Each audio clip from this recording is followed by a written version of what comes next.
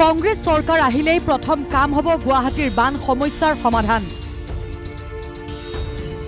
গৌৰৱ গগৈয়ে নিৰ্দেশ দিছে বানাক্ৰান্ত ৰাইজৰ পৰামৰ্শ ল'বলৈ।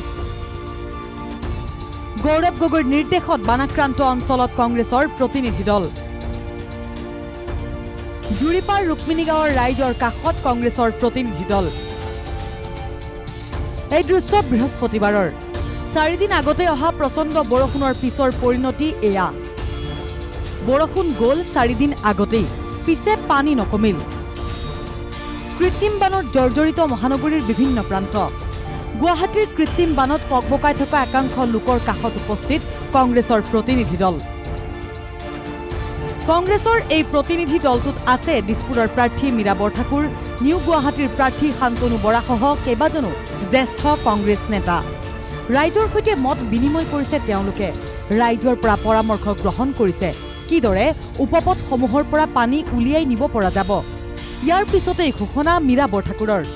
চৰকাৰ আহিলেই গৌৰৱ গগৈয়ে প্ৰথম গুৰুত্ব দিব গুৱাহাটীৰ বান সমস্যাৰ সমাধানত। গৌৰৱ গগৈ ডাঙৰীয়াই যোৱাকালি আমাক কাৰা নিৰ্দেশ দিছে, আমাক কেইবাটাও টিম ৰেডি কৰি দিছে যে আপোনালোকে যাওক, গৈ বানাক্ৰান্তসকলৰ মনৰ বুজ লওক। আৰু সভাপতি ডাঙৰীয়াই কৈছে যে আপোনালোকে সৰজমিন গৈ পেলাই গোটেই বস্তুবিলাক চাওক। যদি আমাৰ 4 তাৰিখৰ পিছত গভৰ্ণমেণ্ট আহে, আমি এই পাৰ্মানেণ্ট সলিউশ্যন আমি কি ল'ম, ৰাইজৰ লগত কথা পাতক।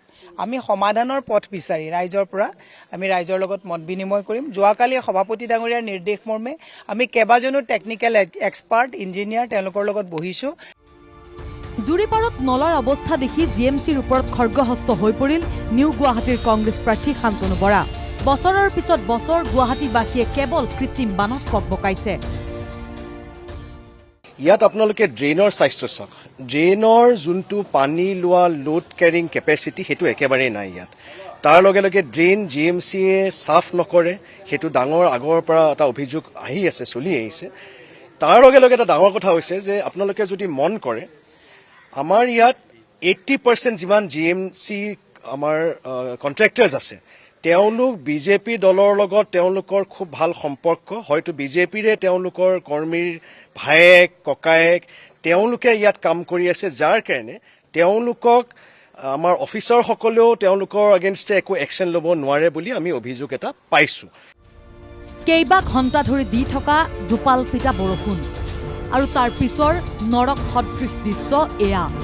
বৰষুণ জাকৰ পিছত 4টা দিন উকলি গ'ল, পিছে অলপো নকমিল পানী। ভিডিঅ' জাৰ্নেলিষ্ট সমীৰ চৰকাৰৰ সহযোগত জবাদেশৰ ৰিপৰ্ট NKTV+ গুৱাহাটী।